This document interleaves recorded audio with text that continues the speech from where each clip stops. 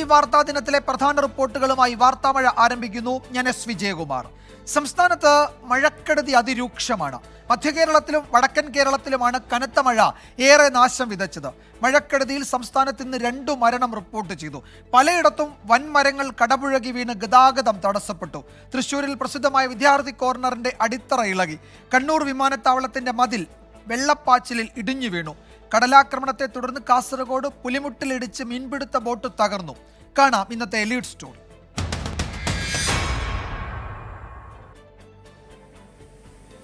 സംസ്ഥാനത്ത് കനത്ത മഴയിൽ കോട്ടയം പാലായിൽ ചെക്ക് ഡാം തുറക്കാനുള്ള ശ്രമത്തിനിടെ ഒരാൾ മുങ്ങി മരിച്ചു. കരൂർ സ്വദേശി ഉറുമ്പിൽ രാജുവാണ് മരിച്ചത്. കോഴിക്കോട് വസ്ത്രമലക്കുന്നതിനിടെ കാൽ വഴുതി കനാലിൽ വീണ വയോധികയും മരിച്ചു. തൃശൂരിൽ സ്വരാജ് റൌണ്ടിന് സമീപവും പൂങ്കുന്നത്തും വൻമരങ്ങൾ കടപുഴകി 2 പെട്ടി ഓട്ടോറിക്ഷകളും 1 കാറും ബൈക്കും തകർന്നു. ഇരുപാതകളിലും ഗതാഗതം ഏറെ നേരം തടസ്സപ്പെട്ടു. ജലനിരപ്പ് ഉയർന്നതോടെ ഏനാമാവ് ബണ്ട് പൊളിച്ചു. കോഴിക്കോട് കൊയിലാണ്ടി താലൂക്ക് ആശുപത്രി കോമ്പൗണ്ടിലും മരം വീണു.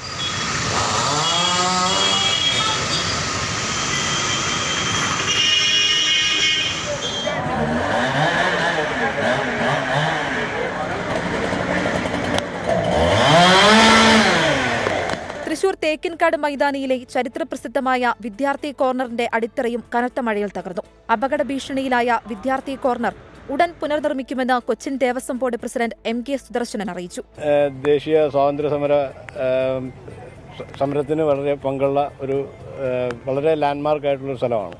അപ്പോൾ അതുകൊണ്ട് അതിന് വളരെ നല്ല രീതിയിൽ തന്നെ നമുക്കത് പുനർനിർമ്മിക്കണം. കനത്ത മഴയിൽ കണ്ണൂർ വിമാനത്താവളത്തിന്റെ ചുറ്റുമതിൽ തകർന്നു. വിമാനത്താവളത്തിൽ നിന്ന് കുത്തിയൊലിച്ചെത്തിയ വെള്ളം സമീപത്തെ വീടുകളിൽ ഉൾപ്പെടെ കയറി. കാസർഗോഡ് ശക്തമായ മഴയിൽ പുലിമുട്ടിലിടിച്ച മീൻപിടുത്ത ബോട്ട് തകർന്നു. നീലേശ്വരം തൈക്കടപ്പുറത്ത് പുഴയിൽ നങ്കൂരമിട്ട കാർത്തിക എന്ന ബോട്ടാണ് തകർന്നത്.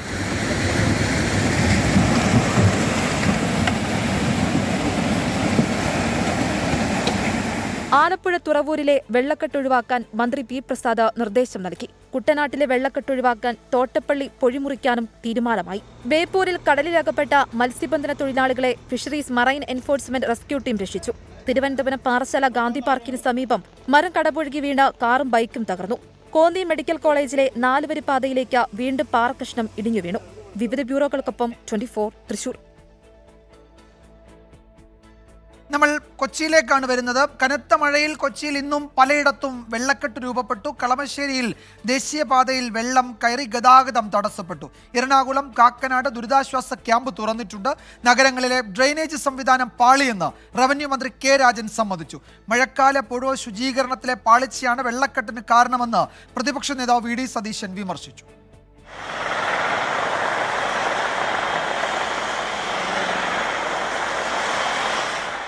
രാത്രി മുതൽ നിർത്താതെ പെയ്ത ശക്തമായ മഴയിൽ കൊച്ചി നഗരത്തിന്റെ പല ഭാഗങ്ങളിലും ഇന്നും വെള്ളം കയറി. ഉച്ചയോടെ മഴ മാറി നിന്നിട്ടും Kaloor stadium road, KSRTC stand, Edappally signal എന്നിവിടങ്ങളിൽ വെള്ളം പൂർണ്ണമായും ഇറങ്ങിയിട്ടില്ല. കളമശ്ശേരി നഗരസഭാ വാർഡ് 25-ൽ 15-ലധികം വീടുകളിൽ വെള്ളം കയറി. ആലുവ പുളിഞ്ചോട്ടിൽ ദേശീയപാതയിൽ വെള്ളം കയറിയത് ഗതാഗതം ദുസ്സഹമാക്കി. ഡ്രെയിനേജ് സംവിധാനത്തിന്റെ പാളിച്ചയാണ് വെള്ളക്കെട്ടിന് കാരണമെന്ന് മന്ത്രി കെ രാജൻ പറഞ്ഞു. അപ്പോൾ ഒരേ സമയം പെയ്യുന്ന മഴയുടെ അളവ് കൂടുതലായാൽ അതിനെ ഉൾക്കൊള്ളാൻ പറ്റുന്ന വിധത്തിലുള്ള സൗകര്യങ്ങൾ നമുക്കില്ല എന്നുള്ളതൊരു യാഥാർത്ഥ്യമാണ്. അത് അപൂർവങ്ങളിൽ അപൂർവമായിട്ടുണ്ടാകുന്ന ക്വാണ്ടിറ്റിയാണ്. മഴക്കാലപൂർവ്വ ശുചീകരണത്തിലെ പാളിച്ചയാണ് വെള്ളക്കെട്ടിന് കാരണമെന്ന് പ്രതിപക്ഷ നേതാവ് VD സതീശനും കുറ്റപ്പെടുത്തി. മഴക്കാല പൂർവ്വ ശുചീകരണ പ്രവർത്തനങ്ങൾ സംസ്ഥാനത്ത് ഒരിടത്തും നടന്നിട്ടില്ല. ഞാൻ പറയും, ഗവൺമെന്റ് എന്ന് വെച്ചാൽ ഇൻഎഫിഷ്യൻസിയാണ്, കെടുകാര്യസ്ഥതയാണ് ഗവൺമെന്റിന്റെ മുഖമുദ്ര. ജൂൺ മാസത്തിൽ കേരളത്തിൽ ദേശീയ ദുരന്ത നിവാരണ സേനയുടെ 7 ടീമുകൾ എത്തുമെന്നും റവന്യൂ മന്ത്രി വ്യക്തമാക്കി. 24 കൊച്ചി. അതേസമയം കൊച്ചിയിലെ വെള്ളക്കെട്ട് ഒഴിവാക്കാനായി ഹോട്ട്സ്പോട്ടുകളായ കാനകൾ ശുചീകരിച്ച് ഉറപ്പുവരുത്താൻ കളക്ടർ ഉൾപ്പെട്ട വിദഗ്ധ സമിതിക്ക് ഹൈക്കോടതി നിർദ്ദേശം നൽകി. മുല്ലശ്ശേരി കനാലിലെ ജലത്തിന്റെ ഒഴുക്ക് തടസ്സപ്പെടാതിരിക്കാനുള്ള സംവിധാനം ഒരുക്കണം. മഴ പെയ്താൽ സ്ഥിരമായി വെള്ളക്കെട്ടുണ്ടാകുന്ന 15ഓളം സ്ഥലങ്ങളുണ്ട്. നഗരത്തിലെ മാലിന്യങ്ങൾ നീക്കാൻ ജനങ്ങളുടെ സഹായം കൂടി വേണമെന്നും കോടതി അഭിപ്രായപ്പെട്ടു. പ്രവർത്തനങ്ങളുടെ കൃത്യമായ നിരീക്ഷണത്തിന് ജില്ലാ collector, corporation secretary, amicus curiae എന്നിവരെ അഭിനന്ദിച്ചു. ജസ്റ്റിസ് ദേവൻ രാമചന്ദ്രൻ കോടതിയുടെ ഇടപെടലില്ലാതെ തന്നെ സംവിധാനം കൃത്യമായി പ്രവർത്തിക്കണമെന്നും കോടതി നിർദ്ദേശിച്ചിട്ടുണ്ട്. സംസ്ഥാനത്ത് 14 ജില്ലകളിലും മഴ മുന്നറിയിപ്പ് തുടരുകയാണ്. തിരുവനന്തപുരം, പത്തനംതിട്ട, ആലപ്പുഴ, കോട്ടയം, എറണാകുളം, ഇടുക്കി, കോഴിക്കോട്, കണ്ണൂർ ജില്ലകളിൽ ഓറഞ്ച് അലേർട്ട് തുടരുന്നു. മറ്റു ജില്ലകളിൽ യെല്ലോ അലേർട്ടാണുള്ളത്. 2 ദിവസം കൂടി ശക്തമായ മഴ തുടരും. ശക്തമായ കാറ്റിനും ഇടിമിന്നലിനും സാധ്യതയുണ്ട്. കേരള തീരത്ത് നിന്ന് കടലിൽ പോകുന്നതിനുള്ള വിലക്ക് തുടരുകയാണ്. കേരള, തെക്കൻ തമിഴ്നാട് തീരങ്ങളിൽ ഉയർന്ന തിരമാലയ്ക്കും കടലാക്രമണത്തിനും സാധ്യതയുണ്ട്. ബംഗാൾ ഉൾക്കടലിലെ ന്യൂനമർദ്ദം തീവ്രമായി നാളെ ഇത് ചുഴലിക്കാറ്റായി മാറിയേക്കും. ഈ വർഷത്തെ ആദ്യ ചുഴലിക്കാറ്റ് ഒമാൻ നിർദ്ദേശിച്ച റമാൽ എന്ന പേരിലായിരിക്കും അറിയപ്പെടുക. ഞായറാഴ്ചയോടെ ഇത് കര തൊടും. മഴ കനത്തതോടെ ആലപ്പുഴ തോട്ടപ്പള്ളിയിൽ മണൽത്തിട്ട മാറ്റി പൊഴിമുറിക്കാനുള്ള നടപടികൾ തുടങ്ങി. ജലവിഭവ വകുപ്പിന്റെ നേതൃത്വത്തിലാണ് പൊഴിമുറിക്കൽ. ആദ്യഘട്ടം നാളെ ഉച്ചയോടെ പൂർത്തിയാകും. മഴ കനത്തതോടെ കുട്ടനാട്ടിലെ വെള്ളപ്പൊക്കം ഒഴിവാക്കാനാണ് പൊഴിമുറിക്കുന്നത്. ഇന്നലെ മന്ത്രി പി പ്രസാദ് പങ്കെടുത്ത യോഗത്തിലാണ് അടിയന്തരമായി പൊഴിമുറിക്കാൻ തീരുമാനിച്ചത്. ഇന്ന് വൈകിട്ട് JCB ഉപയോഗിച്ച് ചാല് കീറുന്ന നടപടികൾ ആരംഭിച്ചു. പൊഴിമുറിക്കൽ നടപടിയുടെ ആദ്യഘട്ടം പൂർത്തിയാവുക നാളെ ഉച്ചയോടെ. കായലിലെ ജലനിരപ്പ്, ജലത്തിന്റെ ഒഴുക്കിന്റെ വേഗത എന്നിവ കണക്കാക്കിയാണ് പൊഴിമുറിക്കൽ. 50 മീറ്ററോളം വീതിയും 50 മീറ്റർ താഴ്ചയും വേണം. പൊഴിമുറിക്കൽ പൂർത്തിയാകാൻ ഒരാഴ്ചയെങ്കിലും എടുക്കും. ഇത് കണക്കാക്കി തോട്ടപ്പള്ളി സ്പിൽവേയിലെ ഷട്ടറുകളും ഉയർത്തും. കാലാവസ്ഥാ വ്യതിയാനത്തിന്റെ ഭാഗമായി വേനൽ മഴയിൽ തന്നെ കുട്ടനാട്ടിൽ പാടശേഖരങ്ങളിൽ വെള്ളം നിറഞ്ഞ് റോഡുകളിലേക്കും വീടുകളിലേക്കും എത്തി. കുട്ടനാട്ടിലെ ജലവും പമ്പ, മണിമല, അച്ചൻകോവിൽ ആറുകളിലെ ജലവും തോട്ടപ്പള്ളി പൊഴി വഴി അറബിക്കടലിലേക്ക് ഒഴുക്കിവിടാനാകും. പൊഴിമുറിക്കൽ നടപടി ജലസേചന വകുപ്പിൻ്റെതാണെങ്കിലും മണൽ മാറ്റുന്നത് ഇത്തവണയും പൊതുമേഖലാ സ്ഥാപനമായ KMML ആണ്. 24 ആലപ്പുഴ. ഇന്നത്തെ മറ്റൊരു പ്രധാന റിപ്പോർട്ടിലേക്ക് വാർത്താമഴ കടക്കുകയാണ്. സർക്കാരിന് കോഴക്കുരുക്ക്.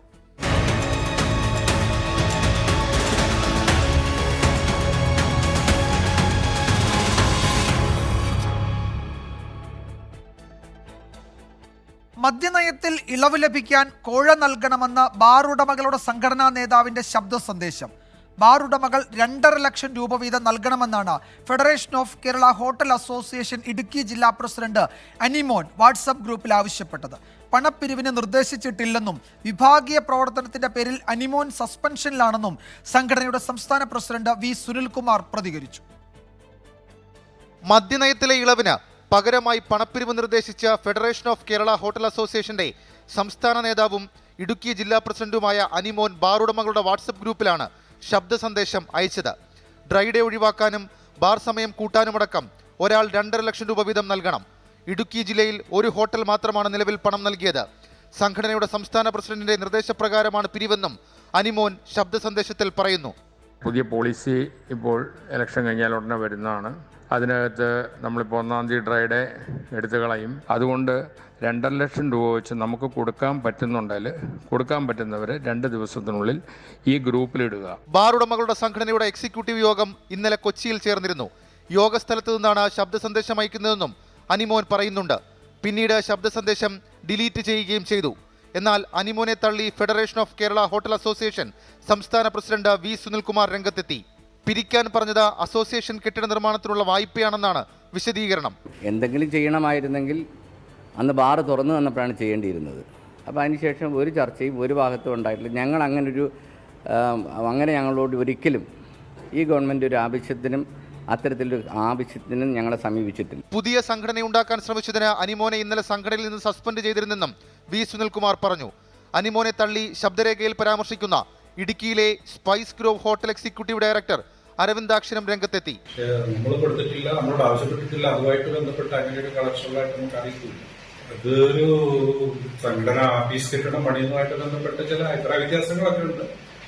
മറ്റ് വലിയ ഗൗരവമുള്ള കാര്യമായിട്ട് അറിയില്ല, ചോദിച്ചിട്ടുമില്ല, അങ്ങനെ ഒരു ഇടപാട് നടന്നിട്ടില്ല. ശബ്ദരേഖയെക്കുറിച്ച് വിശദമായ അന്വേഷണം ആവശ്യപ്പെട്ട എക്സൈസ് മന്ത്രി MB രാജേഷ് സംസ്ഥാന പോലീസ് മേധാവിക്ക് കത്ത് നൽകി. 24 തിരുവനന്തപുരം. നിയമസഭാ സമ്മേളനം തുടങ്ങാനിരിക്കെ പുറത്തുവന്ന പുതിയ ബാർ കോഴ വിവാദം സർക്കാരിനെതിരെ ആയുധമാക്കുകയാണ് പ്രതിപക്ഷം. മന്ത്രി MB രാജേഷ് രാജിവെക്കണമെന്നാണ് പ്രതിപക്ഷത്തിന്റെ ആവശ്യം. ബാർ ഉടമകളുമായി സർക്കാർ ഒരു ചർച്ചയും നടത്തിയിട്ടില്ല എന്നാണ് മന്ത്രി MB രാജേഷിന്റെ പ്രതികരണം. ആരോപണങ്ങൾ പച്ചക്കള്ളമെന്ന് CPM സംസ്ഥാന സെക്രട്ടറി MV ഗോവിന്ദനും പറഞ്ഞു. പുതിയ ബാർക്കോഴ വിവാദത്തിൽ സർക്കാരിനെതിരെ നിലപാട് ഘടിപ്പിക്കുകയാണ് പ്രതിപക്ഷം. മദ്യനയത്തിൽ ഇളവ് വരുത്താൻ കോഴ വാങ്ങിയ എക്സൈസ് മന്ത്രി എം.ബി. രാജേഷ് രാജിവെക്കണമെന്ന് കെ.പി.സി.സി പ്രസിഡന്റ് കെ. സുധാകരൻ ആവശ്യപ്പെട്ടു. ബാർ ഉടമകളിൽ നിന്നും കോടികൾ പിരിക്കാനുള്ള നീക്കം ഞെട്ടിപ്പിക്കുന്നതെന്നും എക്സൈസ് മന്ത്രി രാജിവെച്ചില്ലെങ്കിൽ ശക്തമായ പ്രതിഷേധം സംഘടിപ്പിക്കുമെന്നും പ്രതിപക്ഷ നേതാവ് വി.ഡി. സതീശൻ. അബ്കാരി ചട്ടങ്ങളിൽ ഭേദഗതി വരുത്തി തരാം തെരഞ്ഞെടുപ്പിന് ശേഷം, പെരുമാറ്റച്ചട്ടത്തിന് ശേഷം എന്നുള്ള ഉറപ്പിന്മേലാണ് ഇപ്പോൾ വ്യാപകമായി സംസ്ഥാനത്ത് ബാർ ഉടമകളുടെ കയ്യിൽ നിന്നും പണം പിരിക്കുന്നത്. ഇതിന്റെ ഉത്തരവാദിത്വം ഏറ്റെടുത്തുകൊണ്ട് എക്സൈസ് മന്ത്രി രാജിവെക്കണം. മദ്യനയവുമായി ബന്ധപ്പെട്ട ബാർ ഉടമകളുമായി സർക്കാർ ഒരു ചർച്ചയും നടത്തിയിട്ടില്ലെന്ന എക്സൈസ് മന്ത്രി എം.ബി. രാജേഷ്. സർക്കാർ മദ്യനയത്തിന്റെ ആലോചനകളിലേക്ക് കടന്നിട്ടില്ല. മദ്യനയത്തിന്റെ ചർച്ചകൾ, പ്രാരംഭ ചർച്ചകൾ പോലും ആയിട്ടില്ല.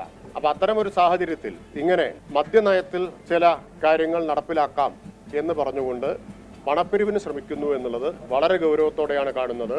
ഒരു തരത്തിലും അത് വെച്ചുപൊറുപ്പിക്കില്ല.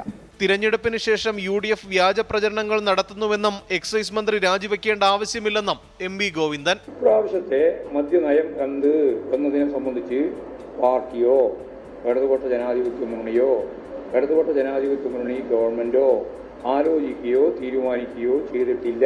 സർക്കാർ അടിയന്തര അന്വേഷണത്തിന് ഉത്തരവിടണമെന്ന LDF ഇടുക്കി ജില്ലാ കൺവീനർ കെ. ശിവരാമൻ. ഇങ്ങനെ കുറെ ബാർ ഉടമകൾ വിചാരിച്ചാൽ ഒരു ഗവൺമെന്റ് അവർക്ക് വഴങ്ങിക്കൊടുക്കും എന്ന ധാരണ സമൂഹത്തിൽ പടരാൻ പാടില്ല. അതുകൊണ്ട് തന്നെ ഇതിന്റെ പിന്നിൽ ഒരു ഗൂഢാലോചനയുണ്ടോ എന്ന സംശയമുണ്ട്.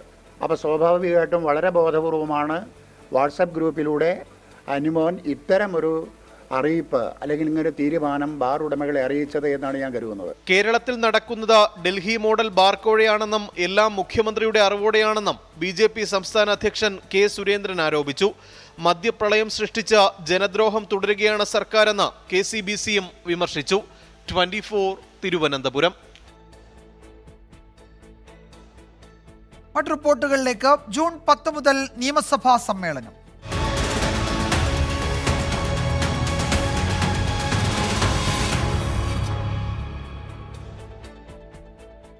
തദ്ദേശ സ്ഥാപനങ്ങളിലെ വാർഡ് പുനർവിഭജനത്തിനുള്ള ഓർഡിനൻസിന് പകരം ബില്ല് കൊണ്ടുവരാൻ തീരുമാനം. ഓർഡിനൻസ് നിലനിൽക്കാത്തതുകൊണ്ട് അടുത്ത നിയമസഭാ സമ്മേളനത്തിൽ ബില്ല് പാസ്സാക്കാനാണ് നീക്കം. ജൂൺ 10 മുതൽ നിയമസഭാ സമ്മേളനം വിളിച്ചു ചേർക്കുന്നതിന് ഗവർണറോട് ശുപാർശ ചെയ്യാൻ ഇന്ന് ചേർന്ന മന്ത്രിസഭാ യോഗം തീരുമാനിച്ചു. സംസ്ഥാനത്തെ തദ്ദേശ സ്ഥാപനങ്ങളിലെ വാർഡുകളുടെ എണ്ണം വർദ്ധിപ്പിക്കാൻ വേണ്ടിയാണ് പ്രത്യേക മന്ത്രിസഭാ യോഗം ചേർന്ന് ഓർഡിനൻസ് പുറത്തിറക്കിയത്. തെരഞ്ഞെടുപ്പ് കമ്മീഷന്റെ അനുമതിയില്ലാത്തതുകൊണ്ട് ഓർഡിനൻസിൽ ഒപ്പുവെക്കാൻ കഴിയില്ലെന്ന് ചൂണ്ടിക്കാട്ടി ഗവർണർ ഓർഡിനൻസ് മടക്കി. സർക്കാർ തെരഞ്ഞെടുപ്പ് കമ്മീഷനെ സമീപിച്ചെങ്കിലും വേഗത്തിൽ അനുമതി കിട്ടിയില്ല. ഇതോടെയാണ് ഓർഡിനൻസിന് പകരം ബില്ല് കൊണ്ടുവരാൻ സംസ്ഥാന സർക്കാർ തീരുമാനിച്ചത്. ജൂൺ 10 മുതൽ ജൂലൈ അവസാനം വരെ നിയമസഭാ സമ്മേളനം വിളിച്ചു ചേർക്കുന്നതിന് ഗവർണറോട് ശുപാർശ ചെയ്യാൻ മന്ത്രിസഭാ യോഗം തീരുമാനിച്ചു. ഈ നിയമസഭാ സമ്മേളനത്തിൽ തന്നെ ബില്ല് പാസ്സാക്കാനാണ് തീരുമാനം. അടുത്ത തദ്ദേശ തെരഞ്ഞെടുപ്പ് പുതിയ വാർഡുകളുടെ അടിസ്ഥാനത്തിൽ വേണമെന്ന മുന്നണി തീരുമാനത്തിന്റെ അടിസ്ഥാനത്തിലാണ് ഓർഡിനൻസിന് പകരം ബില്ല് തന്നെ കൊണ്ടുവരാൻ സംസ്ഥാന സർക്കാർ തീരുമാനിച്ചത്. 24 തിരുവനന്തപുരം. ഭരണഘടനാ സ്ഥാനങ്ങളിൽ ഇരിക്കുന്നവർ തന്നെ ഭരണഘടനയെ അട്ടിമറിക്കുന്നുവെന്ന് മുഖ്യമന്ത്രി പിണറായി വിജയൻ. പ്രതിപക്ഷ പാർട്ടികൾ ഭരിക്കുന്ന സംസ്ഥാനങ്ങളിൽ ഗവർണർ സർക്കാരിനെ വെല്ലുവിളിക്കുകയാണ്. നിയമസഭ പാസ്സാക്കിയ ബില്ലുകളിൽ ഒപ്പിടാതെ സമാന്തര സർക്കാരാകാനാണ് ശ്രമം. തെരഞ്ഞെടുപ്പ് കമ്മീഷനെതിരെയും ആരോപണങ്ങൾ ഉയരുന്നുണ്ടെന്ന് മുഖ്യമന്ത്രി കുറ്റപ്പെടുത്തി. ഭരണഘടനാ പദവിയിൽ ഇരുന്നു കൊണ്ട് ഗവർണർമാർ സംസ്ഥാന ഭരണത്തിൽ ഇടപെടാൻ ശ്രമിക്കുന്നതും സമാന്തര സർക്കാരാണ് തങ്ങളെന്ന് ഭാവിക്കുന്നതും സംസ്ഥാന നിയമസഭകൾ പാസാക്കുന്ന ബില്ലുകൾ ഒപ്പിടാതെ വെച്ച് ലെജിസ്ലേച്ചറിനെ വെല്ലുവിളിക്കുന്നതും മറ്റും നമ്മൾ പലപ്പോഴായി ചർച്ച ചെയ്തിട്ടുണ്ട്. രാജ്യത്തിൻ്റെ ഫെഡറൽ ഘടനയെ അട്ടിമറിക്കുന്നതും സംസ്ഥാനങ്ങളുടെ അവകാശങ്ങൾ ഹനിക്കുന്നതും അധികാരങ്ങൾ പരിമിതപ്പെടുത്തുന്നതും. മറ്റൊരു പ്രധാന വാർത്തയിലേക്ക്. റഫേലെ സൈനിക നടപടി ഇസ്രായേൽ ഉടൻ നിർത്തിവെക്കണമെന്ന് അന്താരാഷ്ട്ര നീതിന്യായ കോടതി. സൗത്ത് ആഫ്രിക്കയുടെ ഹർജിയിലാണ് ഈ ഉത്തരവ്. ഇസ്രായേൽ പ്രധാനമന്ത്രി ബെഞ്ചമിൻ നെതന്യാഹു മന്ത്രിമാരുടെയും അടിയന്തര യോഗം വിളിച്ചു. റഫേൽ സ്ഥിതി അങ്ങേയറ്റം ഗുരുതരമെന്ന് നിരീക്ഷിച്ചാണ് ഐക്യരാഷ്ട്ര സംഘടനയുടെ കോടതി സൈനിക നടപടി നിർത്തിവെക്കാൻ ഇസ്രയേലിനോട് നിർദ്ദേശിച്ചത്. 15 ജഡ്ജിമാരിൽ 13 പേരും നിരീക്ഷണത്തോട് യോജിച്ചു. അടിയന്തര സഹായം എത്തിക്കുന്നതിന് റഫ ഇടനാഴി എത്രയും വേഗം തുറക്കണം. യുദ്ധക്കുറ്റങ്ങൾ ഉണ്ടായിട്ടുണ്ടോ എന്ന് പരിശോധിക്കാൻ ഐക്യരാഷ്ട്ര സംഘടനയ്ക്ക് സൗകര്യമൊരുക്കണം. ഉത്തരവ് നടപ്പിലാക്കാൻ സ്വീകരിച്ച നടപടികൾ 1 മാസത്തിനകം അറിയിക്കണമെന്നും കോടതി ഇസ്രയേലിനോട് ആവശ്യപ്പെട്ടു. ലോക കോടതിയുടെ വിധി നിർണായകമെന്നും പാലിക്കാൻ ഇസ്രയേൽ തയ്യാറാകണമെന്നും ഹർജിക്കാരായ സൗത്ത് ആഫ്രിക്ക പ്രതികരിച്ചു.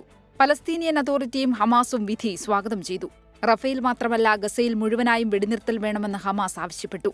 ഇസ്രയേൽ പ്രധാനമന്ത്രി ബെഞ്ചമിൻ നെതന്യാഹു അടിയന്തര മന്ത്രിസഭായോഗം വിളിച്ചു. വിധി അംഗീകരിക്കില്ലെന്ന് ധനമന്ത്രി ബെസാലേൽ സ്മോട്രിച്ച് പ്രതികരിച്ചിട്ടുണ്ട്. വിധി ധാർമ്മിക ദുരന്തമെന്ന് ഇസ്രയേൽ പ്രതിപക്ഷ നേതാവ് യയിർ ലാപ്പിഡും കുറ്റപ്പെടുത്തി. International desk 24. വാർത്താമഴയിലേക്ക് വീണ്ടും സ്വാഗതം. ഇനി നമ്മൾ പോകുന്നത് ലോക്സഭാ തെരഞ്ഞെടുപ്പ് വാർത്തകളിലേക്കാണ്. 6ാം ഘട്ടം നാളെ ബൂത്തിൽ. ICL FinCorp 24 ഇലക്ഷൻ സമർപ്പിക്കുന്നത് ICL FinCorp, the intelligent choice.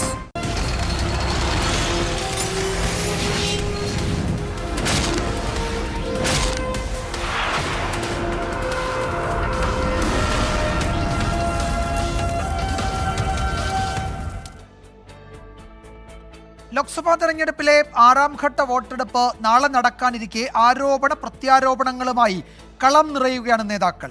ദേശീയ വികാരങ്ങളെ ദേശവിരുദ്ധമായി ചിത്രീകരിക്കുന്ന BJPക്ക് ഈ തെരഞ്ഞെടുപ്പ് കനത്ത തിരിച്ചടി നൽകുമെന്ന് കോൺഗ്രസ് നേതാവ് പ്രിയങ്ക ഗാന്ധി കുറ്റപ്പെടുത്തി. ഇന്ത്യ മുന്നണിയുടേത് അഴിമതി സഖ്യമെന്ന് പ്രധാനമന്ത്രി നരേന്ദ്രമോദി കുറ്റപ്പെടുത്തി. 10 सालों से आप देख रहे हैं बड़ी बड़ी बातें मंच पे, देशभक्ति की बातें मैं पूछना चाहती हूँ, कौन है वो देशभक्त जो इस देश को की आत्मा को नहीं समझ पाया, जो इस देश के किसान का आदर नहीं कर पाया? कौन है वो देशभक्त? തെരഞ്ഞെടുപ്പ് വിജയം ഇന്ത്യ മുന്നണിക്ക് അന്യമാണെന്ന വാദമാണ് പ്രധാനമന്ത്രി ഇന്നും ഉയർത്തിയത്. എല്ലാ പൊതുജന താൽപര്യങ്ങൾക്കുമെതിരാണ് ഇന്ത്യ മുന്നണിയുടെ ഘടന. അഴിമതിക്കാരെ സാമാന്യവൽക്കരിക്കുകയാണ് ഇന്ത്യ മുന്നണി ചെയ്യുന്നത്. मोदी ने कांग्रेस के मुकाबले कई गुना ज्यादा पैसे दिए. मोदी ने कहा है बॉर्डर पर सड़कें बनाओ, इंफ्रास्ट्रक्चर बनाओ. आज बॉर्डर किनारे सैकड़ों किलोमीटर नई सड़कें बनी. आज बॉर्डर किनारे रहने वाले फौजियों का, हमारे लोगों का जीवन आसान हुआ है. ഡൽഹിയിലെയും ഹരിയാനയിലെയും മുഴുവൻ സീറ്റുകളിലേക്കും നാളെയാണ് വോട്ടെടുപ്പ്. നിശബ്ദ പ്രചരണ ദിവസമായ ഇവിടങ്ങളിൽ പ്രധാനപ്പെട്ട നേതാക്കന്മാരുടെ നേതൃത്വത്തിൽ വീടുകൾ കയറിയുള്ള പ്രചരണമാണ് ഇന്ന് നടക്കുന്നത്. ഉത്തരേന്ത്യയിലെ കനത്ത ചൂട് പോളിംഗ് ശതമാനത്തെ ബാധിക്കുമോ എന്ന ആശങ്ക പ്രധാന രാഷ്ട്രീയ പാർട്ടികൾ പങ്കുവയ്ക്കുന്നു.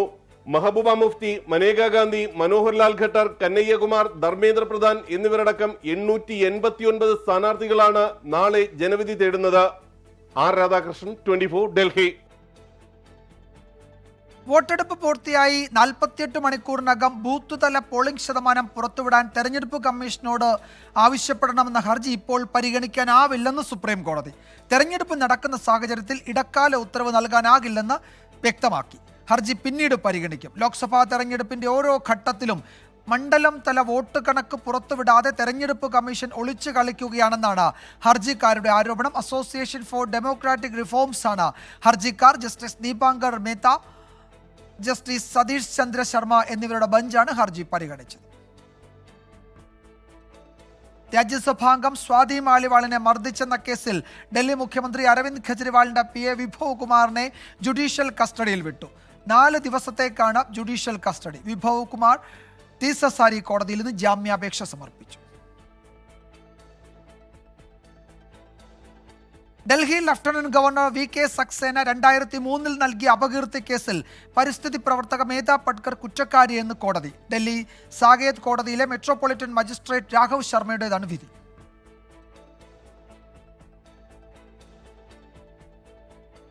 പശ്ചിമബംഗാൾ ഗവർണർ CV ആനന്ദബോസിനെതിരായ പീഡനക്കേസിൽ രാജ്ഭവന് ഇടക്കാല ആശ്വാസം. 3 ജീവനക്കാർക്കെതിരായ പോലീസ് അന്വേഷണം കൊൽക്കത്ത ഹൈക്കോടതി സ്റ്റേ ചെയ്തു. പരാതിക്കാരിയെ ജീവനക്കാർ തടഞ്ഞു വെക്കുകയായിരുന്നു എന്നും ഭീഷണിപ്പെടുത്തി എന്നുമാണ് കേസ്. അടുത്ത മാസം 10-ന് ഹൈക്കോടതി കേസ് വീണ്ടും പരിഗണിക്കും. കേദാർനാഥിലേക്ക് തീർത്ഥാടകരുമായി പോയ ഹെലികോപ്റ്റർ യന്ത്ര തകരാറിനെ തുടർന്ന് അടിയന്തരമായി നിലത്തിറക്കി. തലനാരിഴയ്ക്കാണ് വലിയ ദുരന്തം ഒഴിവായത്.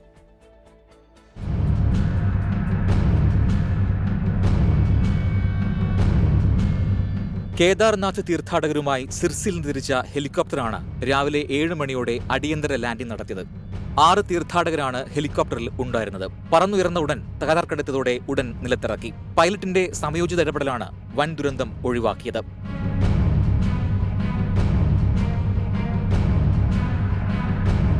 ഹെലിപാഡിന് മീറ്ററുകൾക്കപ്പുറമാണ് ഹെലികോപ്റ്റർ ലാൻഡ് ചെയ്തത്. കെസ്ട്രൽ ഏവിയേഷൻ കമ്പനിയുടെ ലിയനാർഡോ A119 എന്ന ഹെലികോപ്റ്ററാണ് തകരാറിലായത്. തീർത്ഥാടകർ ദർശനം കഴിഞ്ഞ് മടങ്ങിയെന്നും വിഷയത്തിൽ അന്വേഷണം ആരംഭിച്ചെന്നും രുദ്രപ്രയാഗ് ജില്ലാ മജിസ്ട്രേറ്റ് സൗരഭ് ഗഹർവാൾ അറിയിച്ചു. News desk 24. ഇപ്പോൾ വരുന്ന ഒരു പ്രധാന റിപ്പോർട്ടിലേക്ക് വാർത്താമഴ കടക്കുന്നു. മദ്യനയത്തിൽ ഇളവ് ലഭിക്കാൻ കോഴ നൽകണമെന്ന ബാർ ഉടമയുടെ ശബ്ദ സന്ദേശത്തെക്കുറിച്ച് ക്രൈംബ്രാഞ്ച് അന്വേഷിച്ചേക്കും. എക്സൈസ് മന്ത്രി MP രാജേഷിന്റെ പരാതി പോലീസ് മേധാവി ക്രൈംബ്രാഞ്ച് ADGPക്ക് കൈമാറി. ഷഫീദ് റാവുത്തർ വിവരങ്ങൾ നൽകും തിരുവനന്തപുരത്ത് നിന്ന്. ഷഫീദ്, ഇതിലൊരു ഗൂഢാലോചനയുണ്ട് എന്നും അതിൽ വിശദമായ അന്വേഷണം വേണമെന്നുമായിരുന്നല്ലോ എക്സൈസ് മന്ത്രി DGPക്ക് നൽകിയ പരാതിയിൽ പറഞ്ഞിരുന്നത്. എന്താണ് DGPയുടെ പുതിയ നീക്കം? വിജയകുമാർ, ഇക്കാര്യത്തിൽ ഏറ്റവും ശ്രദ്ധേയമായിട്ടുള്ള കാര്യം എക്സൈസ് മന്ത്രി MP രാജേഷ് ഇന്ന് ഉച്ചയോടുകൂടിയാണ് സംസ്ഥാന പോലീസ് മേധാവിക്ക് ഇതുമായി ബന്ധപ്പെട്ടൊരു പരാതി കൊടുത്തത്. ആ പരാതിയിൽ പറയുന്നത് ഫെഡറേഷൻ ഓഫ് കേരള ഹോട്ടൽ അസോസിയേഷന്റെ സംസ്ഥാന വൈസ് പ്രസിഡന്റും ഇടുക്കി ജില്ലാ പ്രസിഡന്റുമായിട്ടുള്ള അനിമോൻ പുറത്തുവിട്ട ശബ്ദരേഖ അടക്കമുള്ള കാര്യങ്ങൾ ചില ഗൂഢാലോചനകൾ ഉണ്ട് എന്നുള്ളതായിരുന്നു. അക്കാര്യത്തിൽ വിശദമായ അന്വേഷണം വേണമെന്നും ഇതുമായി ബന്ധപ്പെട്ട് MP രാജേഷ് DGPക്ക് നൽകിയ പരാതിയിൽ പറഞ്ഞിരുന്നു. ഈ പരാതിയാണ് ഇപ്പോൾ ക്രൈംബ്രാഞ്ച് ADGPക്ക് സംസ്ഥാന പോലീസ് മേധാവി കൈമാറിയിട്ടുള്ളത്. ഈ പരാതിയിൽ വിശദമായ അന്വേഷണം അടക്കമുള്ള കാര്യങ്ങൾ ക്രൈംബ്രാഞ്ച് ആയിരിക്കാം ഒരുപക്ഷെ നടത്തുക എന്നുള്ളതാണ് ഏറ്റവും സുപ്രധാനമായിട്ടുള്ള കാര്യം. മാത്രവുമല്ല, ഇതുമായി ബന്ധപ്പെട്ട് നിലവിൽ ഇപ്പോൾ നമുക്ക് ലഭിക്കുന്ന വിവരമനുസരിച്ച് ഗൗരവത്തിലുള്ള ഒരു അന്വേഷണം സംസ്ഥാന സർക്കാരിന്റെ ഭാഗത്തു നിന്നുണ്ടാകും. പ്രത്യേകിച്ച് CPM അടക്കം ഇക്കാര്യത്തെ പ്രതിരോധിച്ചത് അത് പ്രതിപക്ഷം ആസൂത്രണം ചെയ്തൊരു ഗൂഢാലോചന, പ്രതിപക്ഷ നേതാവും KPCC അധ്യക്ഷൻ അടക്കമുള്ള ആളുകൾ ഇതുമായി ബന്ധപ്പെട്ട് ചില ഗൂഢാലോചനകൾ നടത്തി സംസ്ഥാന സർക്കാരിനെ അപകീർത്തിപ്പെടുത്താനുള്ള നീക്കം, മാത്രവുമല്ല ചർച്ച പോലും ആരംഭിച്ചിട്ടില്ലാത്ത മദ്യനയത്തിൽ സംസ്ഥാന സർക്കാരിനെ അപകീർത്തിപ്പെടുത്താനുള്ള നീക്കം എന്ന രീതിയിലാണ്. ഏതായാലും നിലവിൽ ഇപ്പോൾ ഈ കേസിന്റെ അന്വേഷണം ക്രൈംബ്രാഞ്ച് ഔദ്യോഗികമായി ഏറ്റെടുത്തിട്ടില്ലെങ്കിലും പരാതി ഇപ്പോൾ ക്രൈംബ്രാഞ്ച് ADGPക്ക് കൈമാറിയിട്ടുണ്ട്. ക്രൈംബ്രാഞ്ച് ADGP ആയിരിക്കും ഇനി ഇക്കാര്യത്തിൽ ഏത് വിധത്തിലുള്ള അന്വേഷണം വേണം എന്നുള്ള കാര്യം തീരുമാനിക്കുക. വിജയകുമാർ. എക്സൈസ് മന്ത്രി MP രാജേഷിന്റെ പരാതി പോലീസ് മേധാവി ക്രൈംബ്രാഞ്ച് ADGPക്ക് കൈമാറി. ക്രൈംബ്രാഞ്ച് അന്വേഷണത്തിന്റെ സാധ്യത തെളിയുന്നു എന്നാണ് ഷഫീദ് റാവുത്തർ തിരുവനന്തപുരത്ത് നിന്ന് നൽകുന്ന റിപ്പോർട്ട്. മറ്റു പ്രധാന വാർത്തകളിലേക്ക് വാർത്താമഴ കടക്കുന്നു. നടപടി വൈകുന്നതോ വൈകിപ്പിക്കുന്നതോ?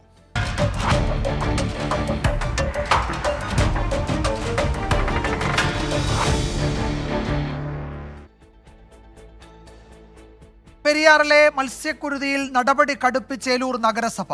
മാലിന്യമൊഴുക്കുന്ന കമ്പനികളുടെ പട്ടിക ആവശ്യപ്പെട്ട് മലിനീകരണ നിയന്ത്രണ ബോർഡിന് കത്തയച്ചു. മത്സ്യകർഷകർക്ക് അടിയന്തര ധനസഹായം നൽകാനുള്ള ശ്രമം സർക്കാർ തുടങ്ങി.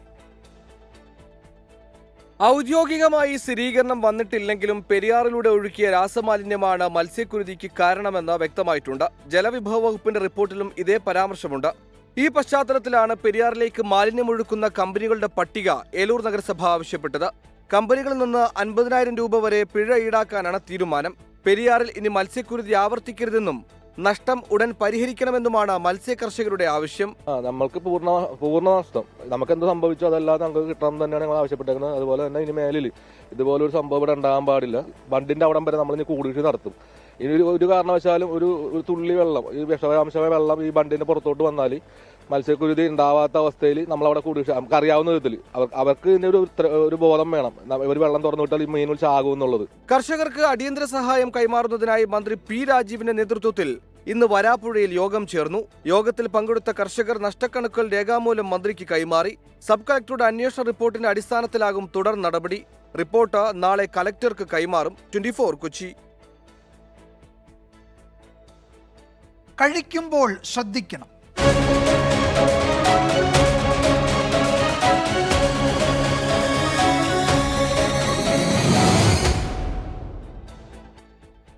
സംസ്ഥാനത്ത് ഷവർമ വിൽക്കുന്ന ഭക്ഷണശാലകളിൽ ഭക്ഷ്യസുരക്ഷാ വകുപ്പിന്റെ പരിശോധന. മാനദണ്ഡങ്ങൾ ലംഘിച്ച് 52 സ്ഥാപനങ്ങളിൽ വിൽപ്പന നിർത്തിവെപ്പിച്ചു. വരും ദിവസങ്ങളിലും പരിശോധന തുടരുമെന്ന് മന്ത്രി വീണ ജോർജ് അറിയിച്ചു. ഷവർമ നിർമ്മാണത്തിൽ കടയുടമകൾ മാനദണ്ഡങ്ങൾ പാലിക്കുന്നുവെന്ന് ഉറപ്പുവരുത്താനായിരുന്നു പരിശോധന നടത്തിയത്. 47 സ്ക്വാഡുകളുടെ നേതൃത്വത്തിൽ 512 വ്യാപാര കേന്ദ്രങ്ങളിലായിരുന്നു പരിശോധന. മാനദണ്ഡങ്ങൾ പാലിക്കാതെ പ്രവർത്തിച്ച 52 കടകളിലെ ഷവർമ വിൽപ്പന നിർത്തിവെപ്പിച്ചു. 108 സ്ഥാപനങ്ങൾക്ക് പിഴ ചുമത്തി. 56 സ്ഥാപനങ്ങൾക്ക് നോട്ടീസ് നൽകി. പാർസലിൽ ലേബൽ കൃത്യമായി പതിക്കാതെ വിതരണം നടത്തിയ 40 സ്ഥാപനങ്ങൾക്കെതിരെയും നടപടി സ്വീകരിച്ചു. വരും ദിവസങ്ങളിലും പരിശോധന ശക്തമാക്കാനാണ് തീരുമാനമെന്ന് മന്ത്രി വീണ ജോർജ് പറഞ്ഞു. ഷവർമ ഉണ്ടാക്കുന്നവർ ഇതുമായി ബന്ധപ്പെട്ട ശാസ്ത്രീയമായ പാചകരീതിയെക്കുറിച്ച് ഭക്ഷ്യസുരക്ഷാ വകുപ്പിന്റെ ബോധവൽക്കരണ ക്ലാസുകളിൽ പങ്കെടുക്കണമെന്നും മന്ത്രി പറഞ്ഞു. ഭക്ഷ്യസുരക്ഷാ വകുപ്പ് ഏപ്രിൽ മാസത്തിൽ ആകെ 4545 പരിശോധനകളാണ് നടത്തിയത്. 24 കോഴിക്കോട്. നെടുമ്പാശ്ശേരി അവയവ കടത്തു കേസിൽ ഒരാൾ കൂടി അറസ്റ്റിലായി. പിടിയിലായത് പ്രധാന പ്രതി സാബിത്ത് നാസറിന്റെ സുഹൃത്ത് എടത്തല സ്വദേശി സജിത്താണ്. സാബിത്തും സജിത്തും തമ്മിൽ നിരവധി തവണ സാമ്പത്തിക ഇടപാടുകൾ നടത്തിയതായി അന്വേഷണ സംഘം കണ്ടെത്തി. സാബിത്ത് നാസറിന്റെ മൊഴിയുടെ അടിസ്ഥാനത്തിലാണ് എടത്തല സ്വദേശി സജിത്തിനെ പോലീസ് ഇന്ന് കസ്റ്റഡിയിലെടുത്തത്. ഇയാളുടെ ബാങ്ക് രേഖകൾ പരിശോധിച്ചതിൽ നിരവധി തവണ സാബിത്ത് നാസറുമായി പണമിടപാട് നടത്തിയതായി കണ്ടെത്തി. ഇതിന് പിന്നാലെയാണ് അറസ്റ്റ് രേഖപ്പെടുത്തിയത്. സാബിത്തിന്റെ കേരളത്തിലെ സഹായിയാണ് സജിത്ത് എന്ന വിലയിരുത്തലിലാണ് പോലീസ്. അവയവക്കടത്ത് സംഘവുമായി ഇയാൾക്ക് നേരിട്ട് പങ്കുണ്ടോ എന്നും പരിശോധിച്ചു വരുന്നു. കൊച്ചി സ്വദേശിയായ മധുവിനെ കേന്ദ്രീകരിച്ചും അന്വേഷണം പുരോഗമിക്കുകയാണ്. ഇയാൾ നിലവിൽ ഇറാനിലാണെന്നാണ് വിവരം. പിടിയിലായ സാബിത്തിനെ പോലെ പ്രധാനിയാണ് മധുവെന്നും പോലീസ് വ്യക്തമാക്കുന്നുണ്ട്. സംഘത്തിൽ കൂടുതൽ മലയാളികൾ ഉൾപ്പെട്ടിട്ടുണ്ട് എന്ന നിഗമനത്തിലാണ് പോലീസ്. 24 കൊച്ചി. ഇന്നത്തെ മറ്റൊരു പ്രധാന റിപ്പോർട്ടിലേക്കാണ് ഇനി കടക്കുന്നത്. കാസർഗോഡ് പടന്നക്കാട് 10 വയസ്സുകാരിയെ വീട്ടിൽ നിന്ന് തട്ടിക്കൊണ്ടുപോയി പീഡിപ്പിച്ച കേസിൽ പ്രതി പിടിയിലായി. കുടക് സ്വദേശി PS സലീമിനെയാണ് ആന്ധ്രാപ്രദേശിൽ നിന്ന് പ്രത്യേക അന്വേഷണ സംഘം കസ്റ്റഡിയിലെടുത്തത്. പ്രതിയെ നാളെ കോടതിയിൽ ഹാജരാക്കും. ആന്ധ്രാപ്രദേശിൽ ഒളിവിൽ കഴിയവെയാണ് PS സലീം പ്രത്യേക അന്വേഷണ സംഘത്തിന്റെ പിടിയിലാകുന്നത്. സ്വന്തമായി മൊബൈൽ ഫോൺ ഉപയോഗിക്കാത്ത പ്രതി മറ്റൊരാളുടെ ഫോണിൽ നിന്ന് തന്റെ പെൺസുഹൃത്തിനെ വിളിച്ചതാണ് അന്വേഷണത്തിൽ വഴിത്തിരിവായത്. ഈ ഫോൺ കോൾ കേന്ദ്രീകരിച്ച് പോലീസ് നടത്തിയ തെരച്ചിലിൽ യഥാർത്ഥ ഫോണുടമയെ കണ്ടെത്തി. ഇയാളെ ചോദ്യം ചെയ്തതോടെയാണ് സലീം എവിടെയുണ്ടെന്ന വിവരം അന്വേഷണ സംഘത്തിന് ലഭിച്ചത്. പോലീസിനെ കണ്ട് രക്ഷപ്പെടാൻ ശ്രമിച്ച പ്രതിയെ അന്വേഷണ സംഘം വലയിലാക്കി. ഇന്നലെ രാത്രിയോടെ കസ്റ്റഡിയിലെടുത്ത സലീമിനെ ഇന്ന് രാത്രി 8 മണിയോടെ കാഞ്ഞങ്ങാട് DYSP ഓഫീസിലെത്തിച്ചു. പ്രതിയെ നാളെ കോടതിയിൽ ഹാജരാക്കും. സലീമിനെ വിശദമായി ചോദ്യം ചെയ്യുന്നതോടെ കുറ്റകൃത്യം സംബന്ധിച്ച കൂടുതൽ വിവരങ്ങൾ ലഭിക്കുമെന്നാണ് അന്വേഷണ സംഘത്തിന്റെ പ്രതീക്ഷ. CCTV കേന്ദ്രീകരിച്ച് നടത്തിയ അന്വേഷണത്തിലാണ് പ്രതിയെ സംബന്ധിച്ച സൂചന പോലീസിന് ലഭിച്ചത്. സലീമിനായി കർണാടക, ആന്ധ്രാപ്രദേശ്, മഹാരാഷ്ട്ര എന്നിവിടങ്ങളിൽ പോലീസ് അന്വേഷണം വ്യാപിപ്പിച്ചിരുന്നു. 24 കാസർഗോഡ്. മലപ്പുറം പൊന്നാനിയിൽ യുവാവിനെ ആളുമാറി ജയിലിലടച്ച സംഭവത്തിൽ സ്പെഷ്യൽ ബ്രാഞ്ച് DYSPയോട് ജില്ലാ പോലീസ് മേധാവി റിപ്പോർട്ട് തേടി. റിപ്പോർട്ട് ലഭിച്ച ശേഷം തുടർ നടപടിയിലേക്ക് കടന്നേക്കും. പൊന്നാനി പോലീസിന് വീഴ്ച ഉണ്ടായി എന്നാണ് പ്രാഥമിക വിലയിരുത്തൽ. 24 ഫോളോ അപ്പ്. ജീവനാംശം നൽകുന്നില്ലെന്ന ഭാര്യയുടെ പരാതിയിൽ വടക്കേപ്പുറത്ത് അബൂബക്കറിനെ അറസ്റ്റ് ചെയ്യാൻ തിരൂർ കുടുംബ കോടതി ഉത്തരവിട്ടിരുന്നു. എന്നാൽ ആളുമാറി പോലീസ് അറസ്റ്റ് ചെയ്തത് ആലുങ്ങൽ അബൂബക്കറിനെ. പോലീസിന്റെ അശ്രദ്ധ മൂലം അബൂബക്കർ ജയിലിൽ കിടന്നത് 4 ദിവസം. ഇതിനെതിരെ അബൂബക്കറിന്റെ കുടുംബം കോടതിയെ സമീപിക്കാൻ ഒരുങ്ങുകയാണ്. പോലീസിന്റെ ഗുരുതരമായ വീഴ്ച 24 വാർത്തയാക്കിയതിന് പിന്നാലെ സ്പെഷ്യൽ ബ്രാഞ്ച് DYSPയോട് ജില്ലാ പോലീസ് മേധാവി റിപ്പോർട്ട് തേടി. റിപ്പോർട്ട് ലഭിച്ച ശേഷം തുടർ നടപടികളിലേക്ക് കടക്കും. സംഭവത്തിൽ പൊന്നാനി പോലീസിന് വീഴ്ചയുണ്ടായതായാണ് പ്രാഥമിക വിലയിരുത്തൽ. കുടുംബ പ്രശ്നവുമായി ബന്ധപ്പെട്ട് ആലുങ്ങൽ അബൂബക്കറിന്റെ പേരിൽ ഭാര്യ നേരത്തെ പോലീസിൽ പരാതി നൽകിയിരുന്നു. ആദ്യം ഈ കേസാണെന്ന് കരുതിയെങ്കിലും പിന്നീട് വീട്ടുപേരിൽ മാറ്റമുണ്ടെന്ന് അബൂബക്കർ പോലീസിനോട് പറഞ്ഞിരുന്നു. പക്ഷേ പോലീസ് ഇത് കേൾക്കാതെ അറസ്റ്റ് ചെയ്യുകയായിരുന്നു. 24 മലപ്പുറം. ആറ്റിങ്ങൽ ഇരട്ടക്കൊലപാതക കേസിൽ 1-ാം പ്രതി നിനോ മാത്യുവിന്റെ വധശിക്ഷ ഹൈക്കോടതി ജീവപര്യന്തമാക്കി കുറച്ചു. 25 വർഷം പരോളില്ലാതെ ശിക്ഷ അനുഭവിക്കണമെന്ന് കോടതി വ്യക്തമാക്കി. അതേസമയം ഇരട്ട ജീവപര്യന്തത്തിൽ ഇളവ് വേണമെന്നാവശ്യപ്പെട്ട് 2-ാം പ്രതി അനുശാന്തി നൽകിയ ഹർജി ഹൈക്കോടതി തള്ളി. ജസ്റ്റിസുമാരായ PB Suresh Kumar, Johnson John എന്നിവർ ഉൾപ്പെട്ട ഡിവിഷൻ ബെഞ്ചാണ് വിധി പ്രസ്താവിച്ചത്. കേസിൽ 1-ാം പ്രതിയുടെ വധശിക്ഷ കോടതി ജീവപര്യന്തമാക്കി കുറച്ചു. 25 വർഷം പരോളില്ലാതെ 1-ാം പ്രതി നിനോ മാത്യു ശിക്ഷ അനുഭവിക്കണമെന്ന് കോടതി ഉത്തരവിൽ വ്യക്തമാക്കി. 2-ാം പ്രതി അനുശാന്തി ശിക്ഷ ഇളവുചെയ്യണമെന്നാവശ്യപ്പെട്ട് സമർപ്പിച്ച ഹർജി കോടതി തള്ളി. അനുശാന്തിയുടെ ഇരട്ട ജീവപര്യന്തം ശിക്ഷ ഹൈക്കോടതി ശരിവച്ചു. ഹൈക്കോടതി ഉത്തരവിൽ തൃപ്തിയുണ്ടെന്ന് സ്പെഷ്യൽ പ്രോസിക്യൂട്ടർ പ്രതികരിച്ചു. വിധി സ്വാഗതം ചെയ്യുന്നു. വധശിക്ഷ കൊടുത്തില്ല എന്നല്ലാതെ ആ തടവ് ശിക്ഷ 25 വർഷം റിമിഷൻ ഒന്നും ഇല്ലാതെ എന്ന് പറഞ്ഞാൽ 25 വർഷം അവിടെ കിടന്നേ പറ്റുള്ളൂ. അപ്പൊ അതിനകത്ത് ഒരു വധശിക്ഷ കൊടുത്തില്ല എന്നതിൽ സ്വാഗതം ചെയ്യാത്ത കാര്യം വേണ്ട. 2014 കേസിനാസ്പദമായ സംഭവം. ടെക്നോ പാർക്കിലെ ജീവനക്കാരായിരുന്നു നിനോ മാത്യുവും അനുശാന്തിയും. ഇരുവരും തമ്മിൽ പ്രണയത്തിലായിരുന്നു. എന്നാൽ നേരത്തെ വിവാഹിതയായിരുന്ന അനുശാന്തിക്ക് ഈ ബന്ധത്തിൽ 4 വയസ്സ് പ്രായമായ കുഞ്ഞുണ്ടായിരുന്നു. സ്വാസ്തിക എന്ന ഈ കുഞ്ഞിനെയും ഭർത്താവിന്റെ അമ്മ ഓമനെയും കൊലപ്പെടുത്തിയ കേസിലാണ് ഇവരെ കോടതി ശിക്ഷിച്ചത്. നിനോ മാത്യുവാണ് കൊലപാതകങ്ങൾ നടത്തിയത്. 24 കൊച്ചി. വാർത്താമഴ തുടരുന്നു. സമസ്ത അധ്യക്ഷൻ ജിഫ്രി മുത്തുക്കോയ തങ്ങളെ വിമർശിച്ച് ജമാഅത്തെ ഇസ്ലാമി മുഖമാസികയായ പ്രബോധനത്തിൽ ലേഖനം. സമസ്തയിലെ ഒരു വിഭാഗം CPIM-നോട് അടുക്കുന്നത് വ്യക്തിപരമായ നേട്ടങ്ങൾക്കെന്നും സമുദായത്തിന് ഇതുകൊണ്ട് ഗുണമില്ലെന്നും വിമർശനം. സമസ്തയെ വിമർശിക്കാൻ ജമാഅത്തെ ഇസ്ലാമി വളർന്നിട്ടില്ല എന്ന് SYS നേതാവ് മുസ്തഫ മുണ്ടുപാറ പ്രതികരിച്ചു. സുപ്രഭാതത്തിന് നയവ്യതിയാനം സംഭവിച്ചു എന്ന പരാമർശത്തിൽ ബഹാവുദ്ദീൻ നദ്വി സമസ്ത നേതൃത്വത്തിന് മറുപടി നൽകി. ജമാഅത്തെ ഇസ്ലാമിയുടെ നേതൃത്വത്തിലുള്ള ഇസ്ലാമിക് പബ്ലിഷിംഗ് ഹൗസിന്റെ ചുമതലയുള്ള KT ഹുസൈൻ എഴുതിയ ലേഖനത്തിലാണ് സമസ്തയ്ക്കും ജിഫ്രി മുത്തുക്കോയ തങ്ങൾക്കുമെതിരായ വിമർശനം. സമസ്തയിൽ വീണ്ടും രാഷ്ട്രീയ മോഹം തളിരിടുമ്പോൾ എന്ന ലേഖനത്തിൽ പാരമ്പര്യം മറന്ന് സമസ്തയിലെ ഒരു വിഭാഗം CPIM-നോട് അടുക്കുന്നത് വ്യക്തിപരമായ നേട്ടങ്ങൾക്ക് വേണ്ടിയാണെന്നും സമുദായത്തിന്റെ രാഷ്ട്രീയ സംഘടിത ശക്തിയെ ഇത് തകർക്കുമെന്നും പറയുന്നു. അതേസമയം ലേഖനത്തിന് മറുപടിയുമായി സമസ്ത യുവജന വിഭാഗമായ SYS-ന്റെ സംസ്ഥാന സെക്രട്ടറി മുസ്തഫ മുണ്ടുപാറ രംഗത്തെത്തി.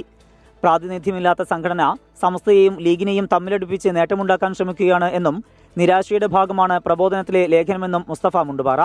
ജമാഅത്തെ ഇസ്ലാമി കേരളത്തിലെ മുസ്ലിങ്ങൾക്കിടയിൽ 1% പോലും പ്രാതിനിധ്യമില്ലാത്ത ഒരു സംഘടനയാണ്. അതുകൊണ്ട് തന്നെ എന്നും സമസ്തയെ തകർക്കാനുള്ള ശ്രമങ്ങൾ ജമാഅത്തെ ഇസ്ലാമി നടത്തിയിട്ടുണ്ട്.